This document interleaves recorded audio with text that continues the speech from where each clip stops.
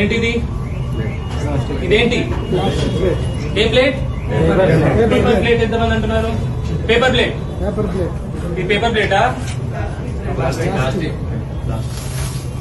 Okay. అయ్యో, paper లాగా అనిపిస్తుంది నాకు. ఇది ఏంటిది? Plastic cover. ఓకే. ఈ ప్లేట్లలో మనం వేడి వేడి అన్నం కలిపి మన పిల్లలకు పెడుతున్నాం. ఈ ప్లాస్టిక్ ఎక్కడికి వెళ్తుంది? మన పిల్లల కడుపులోకి వెళ్తుంది. మనం తింటున్నాం. దీంతో ఏమైతుంది? ఇది ప్లాస్టిక్, మైక్రో ప్లాస్టిక్స్ ఉంటాయి. దీంట్లో PFAs ఉంటాయి, ఫార్ ఎవర్ కెమికల్స్ అంటారు. దాంతో క్యాన్సర్ వస్తుంది, హార్మోనల్ ఇంబ్యాలెన్స్ అవుతుంది, ఇమ్యూనిటీ రోగ నిరోధక శక్తి తక్కువ అయిపోతుంది. సో ఇది పేపర్ ప్లేటా, ప్లాస్టిక్ ప్లేటా?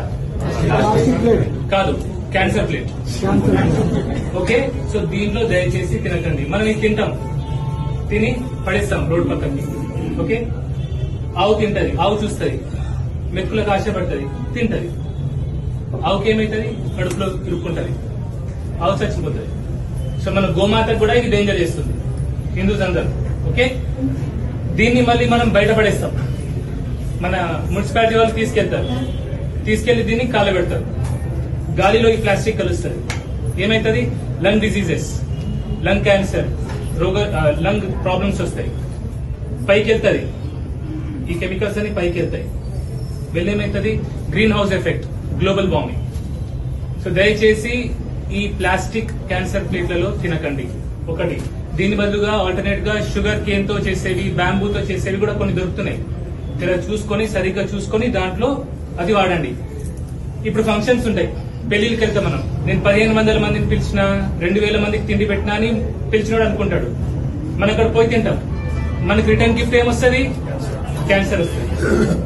ఒక్కసారి తింటే ఏమైతుంది అనుకుంటాం. ఒక్కసారి 10 సార్లు అయితే 100 సార్లు అవుతుంది. క్యాన్సర్ కూడా ఒకసారి వస్తుంది.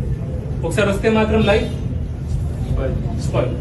సో దయచేసి ఈ ప్లేట్లలో తినకండి. పెళ్లి పిలిచేటోళ్ళు కూడా సెరామిక్ ఉంటాయి ప్లేట్స్. ముగ్గురు ఆడోళ్ళని పెట్టుకుంటే వాళ్ళు కడుగుతారు, పెడతారు. ముగ్గురికి మనం ఉపాధి ఇచ్చినట్టు అవుతుంది, రిటర్న్ గిఫ్ట్ లో క్యాన్సర్ ఇవ్వనట్టు అవుతుంది. ఓకే. సో దయచేసి దీంట్లో ఇది వాడకండి. ఒకటి. మీలో ఎంతమంది